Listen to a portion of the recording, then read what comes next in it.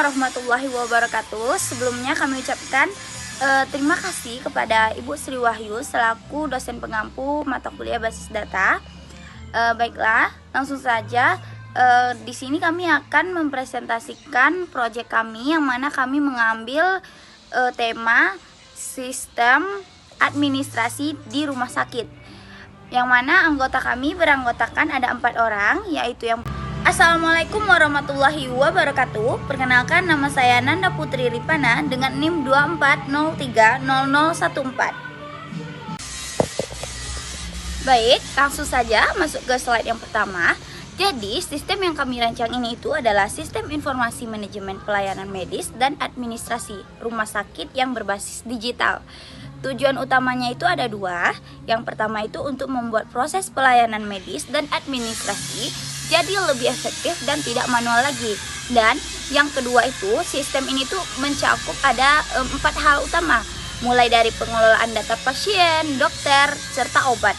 Lalu untuk mendukung alur pendaftaran pasien, pemeriksaan dokter, sampai pembuatan resep obat. Dan yang terakhir juga sudah dilengkapi dengan fitur transaksi pembayaran.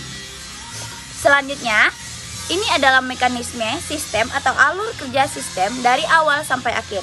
Sistem ini itu berjalan dalam 4 tahap yang saling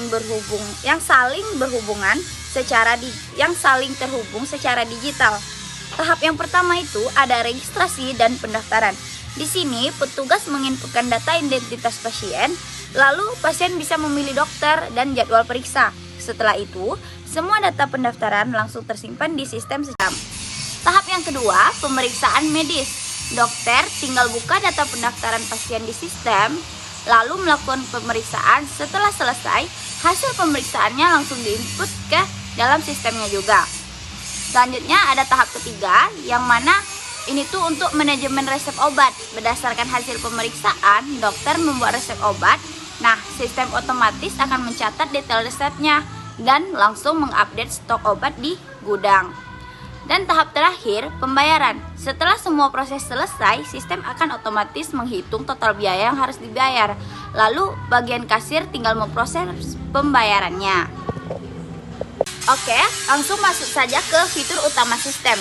Jadi sistem pendaftaran rumah sakit ini tuh sudah kami lengkapi dengan 4 kelompok fitur utama yang dibagi berdasarkan hak utama yang tujuannya biar data lebih aman dan setiap peran punya fungsinya masing-masing. Yang pertama itu ada login dan hak akses. Setiap pengguna wajib login dan sistem akan otomatis memberikan hak akses sesuai perannya. Apakah dia admin, apakah dia dokter, apakah dia apoteker, atau dia kasir. Yang kedua, pengelolaan data atau CURD. Ini itu untuk mengolah data master, meliputi data pasien, data dokter, dan data obat, bahkan data pendaftaran. Yang ketiga itu ada transaksi utama. Ini itu adalah inti dari alur pelayanan, mulai dari proses pendaftaran pasien, pemeriksaan dan rekam medis oleh dokter, pembuatan resep obat, sampai pembayaran di kasir. Yang terakhir itu adalah fitur laporan. Jadi sistem bisa menghasilkan berbagai laporan secara otomatis. Ada laporan data, pasien dan dokter, rincian tindakan, dan obat, total biaya pembayaran, dan bisa cetak bukti pembayaran. Baik, selanjutnya di sini ada perencanaan database dengan model Entity Relationship Diagram, yaitu ERD. Jadi ERD ini berfungsi sebagai blueprint atau DNA struktur database sistem kami. Nah, tujuannya ini tuh untuk menggambarkan hubungan antar data agar tidak di redundant atau tidak ada data yang ganda. Nah, secara umum ada beberapa entitas atau tabel utama di sini. Yang berwarna hijau ini adalah entitas utamanya, yang mana entitas kami itu ada pasien, ada dokter, ada obat, dan bahkan ada pendaftaran. Lalu ada juga entitas transaksi yang menghubungkan semuanya seperti pemeriksaan, resep, dan pembayaran. Garis yang menghubungkan antara entitas ini menunjukkan relasinya. Contohnya, yang satu pasien bisa melakukan banyak kali pendaftaran, dan satu pendaftaran akan menghasilkan 1 kali pemeriksaan dan pembayaran. Jadi ERD ini tuh memastikan database kita itu terstruktur, relasional, dan siap untuk diimplementasikan. Nah, selanjutnya kita akan masuk ke dalam struktur tabel pasien dalam sebuah database yang telah kami buat ini. Nah, terdapat 4 kolom. Yang pertama itu ada ID pasien dengan tipe datanya integer dengan ukuran 11, dan ID pasien ini termasuk primary kunci atau identitas untuk pasiennya. Selanjutnya ada nama. Tipe datanya itu varchar dengan ukuran 100, yaitu tujuannya menyimpan nama lengkap pasien. Selanjutnya ada alamat. Ini juga tipe datanya itu varchar dengan ukuran 150. Ini tuh bertujuan untuk menyimpan alamat tinggal pasiennya. Selanjutnya ada nomor telepon. Tipe datanya itu juga varchar dengan ukuran 15. Tujuannya itu menyimpan nomor telepon HP. Nah, selanjutnya kita akan masuk ke dalam struktur dari tabel pendaftaran dalam sebuah basis data tadi. Nah, ini terdiri dari 4 kolom. Yang pertama itu ada ID daftar, itu tuh menggunakan tipe data integer. Integer ini dimana penggunaan angka dengan ukurannya 11. Nah, ID daftar ini ialah primary key atau identitas untuk pendaftaran, kuncinya. Selanjutnya ada ID pasien. Ini juga tipe datanya integer dengan ukuran 11. Ini tuh foreign key. Selanjutnya ada ID dokter. Tipe datanya itu juga integer dengan ukuran filenya itu ada 11. Ini juga termasuk foreign key atau relasi ke tabel dokternya. Selanjutnya ada tanggal daftar, dimana tipe datanya itu date dengan tanggal yang dilakukannya pendaftaran gitu. Dokter, kita lihat dalam layar itu menunjukkan struktur atau skema basis data untuk menyimpan data dari masing-masing dokternya. Nah, dia itu terdapat 3 kolom, itu ada ID dokter, nama, sama spesialis. Nah, ID dokter ini tipe datanya itu integer dengan panjang 11 yang berfungsi sebagai kunci utamanya atau primary key gitu ya. Nah, selanjutnya ada nama, tipe data karakternya itu dinamis atau varchar, yang mana panjangnya itu maksimal 100 karakter. Selanjutnya ada spesialis. Nah, tipe datanya itu sama varchar dengan panjang maksimalnya itu 100 karakter. Nah, pada slide berikutnya ada tabel pemeriksaan. Nah, ini tuh merupakan suatu basis data yang mencantumkan detail kolom atau file yang digunakan dalam sistem informasi. Nah, berikut ada terdapat 4 kolom. Yang pertama itu ada ID pemeriksa. Nah, ini tuh tipe datanya integer dengan ukurannya itu 11. Itu juga merupakan primary key atau kunci utama untuk setiap pemeriksaan gitu. Itu menjadikannya pembeda dengan yang lain gitu. Selanjutnya ada ID daftar. Tipe datanya itu juga integer dengan ukurannya itu juga 11. Nah, ini tuh merupakan foreign key di mana relasi tabel pendaftaran itu sama pasien gitu. Selanjutnya ada diagnosa.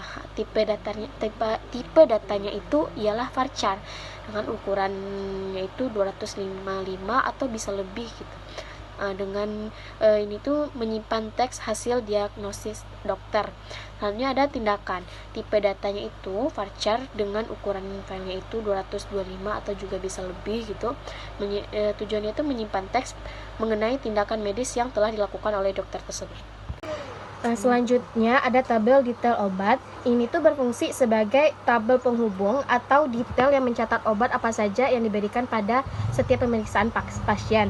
Nah, struktur tabel ini terdiri dari 3 kolom utama. Yang pertama itu ada ID pemeriksaan dengan tipe datanya itu integer dan ukurannya itu 11 yang berfungsi sebagai primary kunci. Nah, sekaligus foreign key gitu ya. Selanjutnya ada ID obat. Nah, dengan tipe data integer juga, ukurannya 11 yang berfungsi sebagai foreign key juga. Nah, selanjutnya ada jumlah dengan tipe data integer, ukurannya 11. Tujuannya itu atau fungsinya itu mencatat kuantitas obat yang diberikan. Nah, selanjutnya kali ini saya akan menjelaskan tentang struktur tabel basis data untuk bagian data obat. Nah, seperti yang terlihat pada layar, tabel ini kan memiliki nama tabel obat yang terdiri dari 4 kolom utama. Nah, yang pertama itu ada ID obat. tipe datanya itu adalah integer dengan ukuran 11. Nah, kolom ini berfungsi untuk menjadi primary kunci atau kunci dari bagian obat tersebut. Nah, ini tuh gunanya itu untuk membedakan satu obat dengan obat lainnya. Kedua itu ada namanya itu nama obat. Nah, ini tuh menggunakan data tipe datanya itu varchar dengan ukuran yang maksimal 100 karakter untuk menyimpan nama dari setiap obatnya itu. Selanjutnya yang ketiga ada harga. Tipe datanya itu juga integer dengan ukurannya itu 11 untuk menyimpan nominal harga obat dalam bentuk angka. Yang selanjutnya ada stok. Tipe datanya juga integer dengan ukuran 11 untuk mencatat jumlah ketersediaan obat di gudang atau apotek yang tersedia di rumah sakit. Nah, itulah struktur dasar dari tabel obat yang siap digunakan dalam basis data kita. Selanjutnya kita masuk selanjutnya kita akan masuk ke relasi antar tabel. Yang pertama itu ada pasien dengan pendaftaran. Nah, relasinya itu adalah pasien melakukan pendaftaran dengan relasinya itu one to many, di mana satu pasien itu dapat melakukan pendaftaran berkali-kali pada waktu yang berbeda, sedangkan setiap pendaftaran itu hanya dimiliki oleh satu pasien. Selanjutnya itu ada pendaftaran dengan pemeriksaan, dengan relasinya itu adalah menghasilkan. Nah, pendaftaran menghasilkan pemeriksaan, di mana itu relasinya itu one to one. Jadi, setiap satu kali pendaftaran menghasilkan satu sesi pemeriksaan. Selanjutnya itu ada pemeriksaan dengan dokter. Dengan relasinya itu ialah dilakukan. Pemeriksaan dilakukan dokter. Nah, relasinya itu ialah many to one, artinya seorang dokter dapat menangani banyak pemeriksaan, tetapi setiap pemeriksaan itu hanya ditangani oleh satu dokter. Nah, selanjutnya itu ada terakhir itu pemeriksaan dengan obat. Hubungannya apa, yaitu mendapatkan gitu ya. Nah, pemeriksaan mendapatkan obat dengan relasinya itu many to many.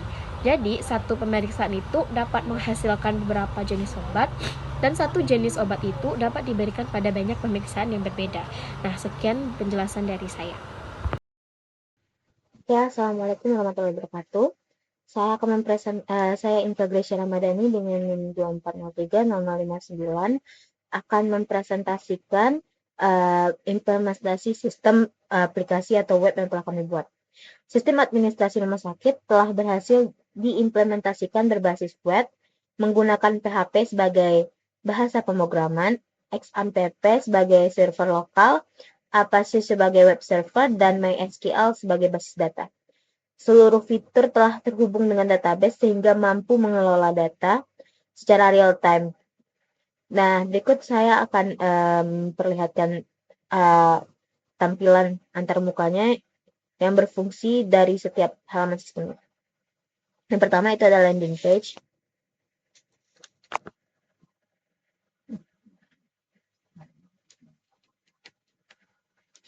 Yang kedua itu ada halaman login. Halaman ini digunakan sebagai proses autentikasi pengguna.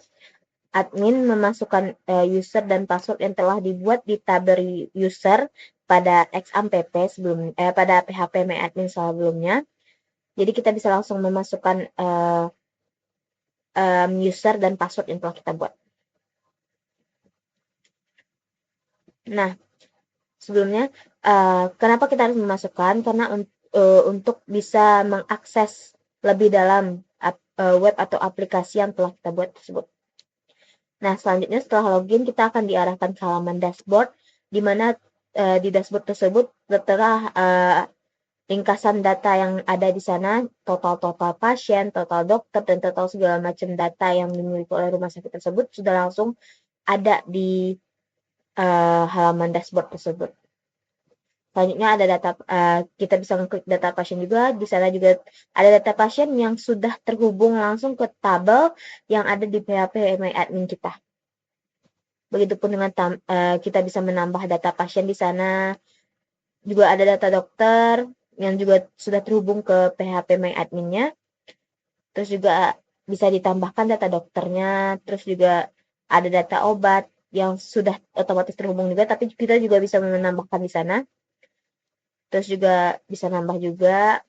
Terus data pendaftarannya. Nah, di data pendaftarannya itu sudah terkonek langsung dengan data pasien dan data dokter.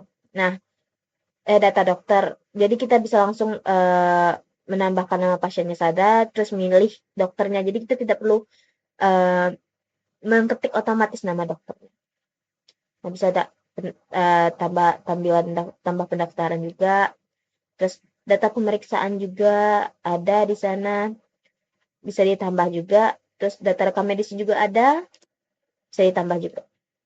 Nah, setelah itu kita bisa logout. Nah, di logout itu ada tampilan dulu sebelum kita langsung diarahkan ke halaman landing page-nya lagi.